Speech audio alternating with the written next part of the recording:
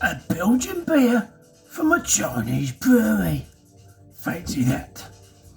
Well, yes, we could do the full intro, but yes, we have a Belgian beer.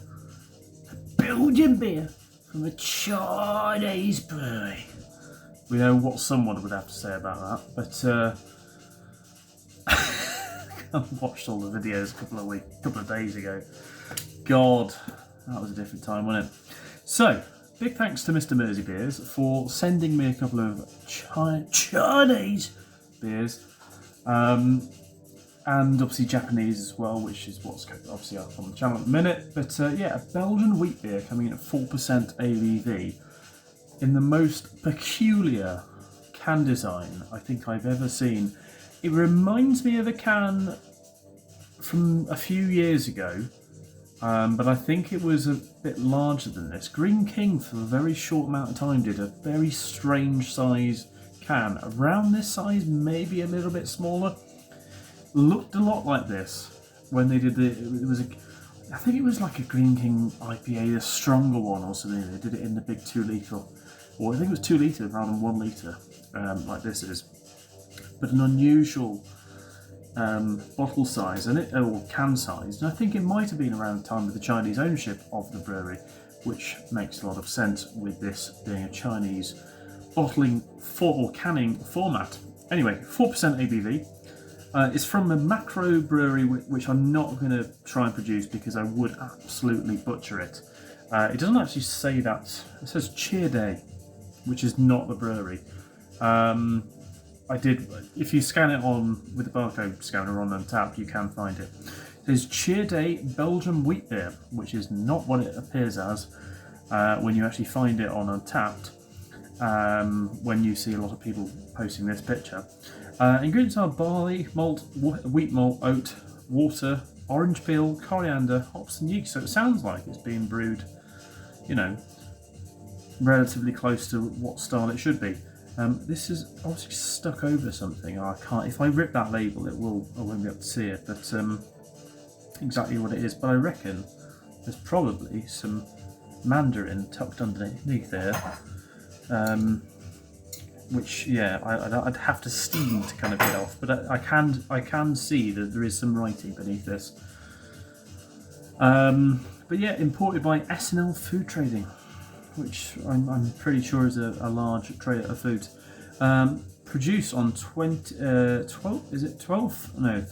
of December 2024, best before 29th of December 2025, so got a few months left on it. Now this cap wasn't on this can, this was on a different can, but of the same style, same kind of, not same beer, but the same shape of can. And can you read what that says? Because I most definitely can't. I'm not going to give you very long, but do observe what appears when I take that off. It's a ring pull. That's a small. It's terribly designed ring pull because you can't get your finger underneath the top part of it. So that's why I thought maybe it might be a twist off, and it's not that. How the fuck do you open that without using, a knife or something? I don't know. Maybe they use their tool. Fucking Jesus! I've just lifted that up, and it is. I'm under it. I'm under it. Let's lower that down. Oh my god! It doesn't even open. It opens like the old school cans. Fucking Jesus! Opens up like that, like the old school cans of, and it doesn't even pop off properly, but it should do. And I think that's kind of designed so you can even drink it straight out the fucking can/bottle like that. Wow, that's an aroma. Let's pour it into the glass. Lob it into the glass, more like. It pours very well, this weird can bottle thing. Big thanks to Mr. Mersey Beers for this. I'm going to enjoy this little litre of wheat beer. The most filling beer style you can possibly get. It smells banana, coriander sort of note, as you'd expect, because it's got them in it. Wheaty. It's one thing I remember from years ago when I was out in China, that they seem to do German styles very well. I think a lot of brewers were trained in a German style in the 80s and 90s. A lot of German brewers were going out there installing large German brew kit, and also some English brew kit. Well, that happened a bit later on, not necessarily in China, but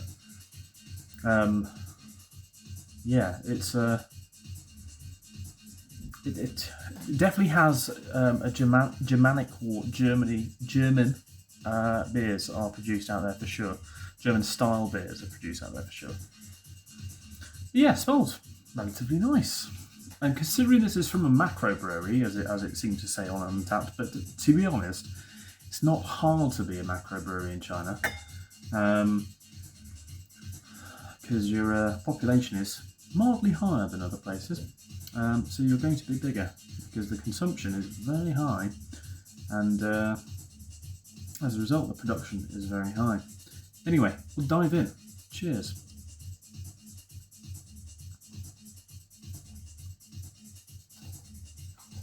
You know what?